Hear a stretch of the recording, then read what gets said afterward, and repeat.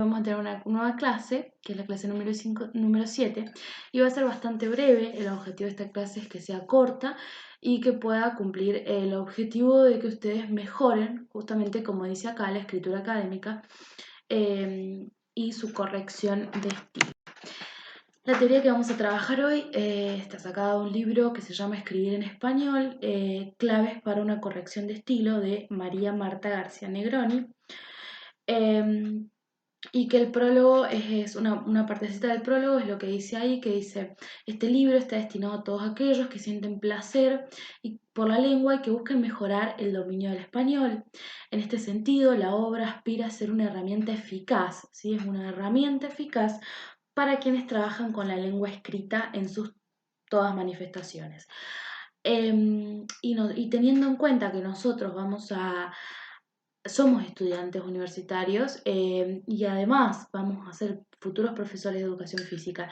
Es decir, vamos a trabajar con la escritura, nos vamos a ver obligados a presentar informes, actas, escribir textos académicos y científicos. Necesitamos trabajar con esta lengua, manejarla y por lo tanto aprender de ella. Puede que las instancias que vamos a aprender hoy fuesen para todos y todas muy obvias, como posta que voy a aprender el porqué y cuál es la diferencia con el porqué separado y con acento. Bueno, sí, parece obvio. El problema es que a la hora de escribir nos olvidamos de lo que es obvio. Muchas veces, digamos, nosotros esto lo sabemos porque naturalmente nacimos aprendiendo a hablar en español y a escribir en español, pero a veces hay que aprender conscientemente cuál es la diferencia entre las cosas, cuándo hay que cuándo hay que poner coma, cuándo hay que usar ese porqué y no el otro porqué, etc. Entonces, tenemos acá en realidad cuatro formas del porqué. La primera forma está escrita de esta manera: porqué, todo junto, sin acento, y hace referencia a una conjunción causal, es decir, que va a tener, después del porqué va a venir una causa de algo que se estuvo tratando y la respuesta a cualquier pregunta, ¿sí? Va ese porqué. Por ejemplo, vine porque me internaron, ¿sí? Entonces, ¿por qué viniste? Es digamos, el tema, y la causa de por qué vine es me invitaron. Después tenemos un por qué separado y con acento en la E, que hace referencia al interrogativo y al exclamativo. El interrogativo es la pregunta de toda la vida, tipo signos de interrogación: ¿por qué separado con acento? No viste eso. Y la forma exclamativa no va con signo de interrogación porque es una exclamación, digamos. Tampoco va necesariamente con signo de exclamación, me refiero. Y un ejemplo: ¿por qué no se lo habré dicho? O no sé por qué me levanté esa hora, la verdad. Como es una exclamación y no necesariamente es una pregunta, pero se escribe de igual manera. Y después tenemos un por qué, todo junto y con acento, que hace referencia a un sustantivo, hace referencia a la razón, a una razón. Se puede suplantar por la palabra razón y nos vamos a dar cuenta. Por ejemplo, quisiera saber el porqué de tu accionar, ¿sí? A todo junto y con acento. Un poco más raro, pero se usa. Después tenemos el punto, también algo que todos van a decir: nada, me voy, apago la computadora, porque esto ya lo sé. Bueno, no lo saben. Hay muchas cosas que pensamos que sabemos y después nos damos cuenta que no estamos usando correctamente algunos signos. Por ejemplo, el punto. Muchas veces uno arma una oración, y lo digo porque lo hago bastante, escribo mucho y siempre me equivoco en que a veces hago oraciones muy largas. Y cuando hay oraciones muy largas no tenemos puntos seguidos que separen esas oraciones y esas ideas. Entonces tenemos una oración de 200 palabras y ¿cómo puede ser posible? A veces armamos un párrafo pensando que es un párrafo y de repente tiene una sola oración, y el párrafo es una construcción de muchas oraciones, entonces, o de dos o más oraciones. ¿Qué hace el punto seguido? Bueno, el punto seguido separa las oraciones que integran un párrafo, eso está claro, lo habíamos visto hace bastante tiempo en las primeras clases. Señala que las oraciones que separa, si bien conservan su autonomía, es decir, una oración que termina en punto seguido tiene una autonomía propia, tratan siempre acerca de un tema o abordan aspectos diferentes del mismo tema. Es decir, vamos a hablar de un tema, pero diferentes enfoques o diferentes aspectos son los que vamos a tratar y vamos a separar por puntos eso. Por ejemplo, cada capítulo se organiza en unidades que pueden abordarse en unas 2 o 3 horas de trabajo áulico cada una. Punto seguido. Así, con un total de 23 unidades, el libro puede utilizarse para realizar cursos de entre 45 y 70 horas de extensión. Sabemos que el tema principal está hablando de un libro que tiene capítulos, que tiene unidades y que se puede trabajar, pero en una oración habla sobre un trabajo áulico de unas 2 o 3 horas y en la segunda oración habla de cursos de entre 45 o 70 horas de extensión. Entonces está hablando de dos cosas, pero a la vez de un mismo tema. Después tenemos el punto aparte, que separa párrafos distintos, es decir, que el punto aparte es el que me va a dar la estructura de un párrafo. Cada párrafo va a tener una idea, como ya dijimos, un párrafo es una unidad autónoma. Entonces, el punto aparte me va a cambiar de idea, ¿sí?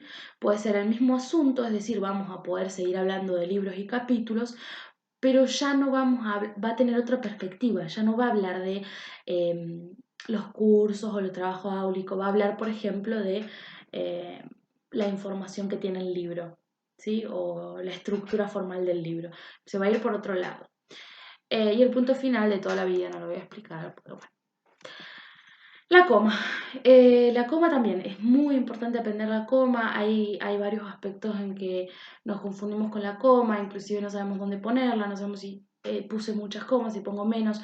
Bueno, para empezar hay que saber que la coma indica la existencia de una pausa breve dentro del enunciado. ¿Qué quiere decir? Que cuando yo voy a leer un enunciado o una oración, si hay una coma tengo que hacer una pausa. Eso me va a dar una mejor lectura y además voy a poder respirar, porque si no nos olvidamos de respirar. O yo me olvido de respirar.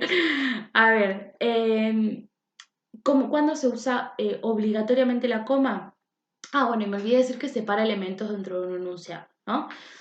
Eh, Obligatoriamente se usa la coma en primer momento cuando separamos los elementos de una enumeración. Cuando estamos enumerando algo, se separan con coma.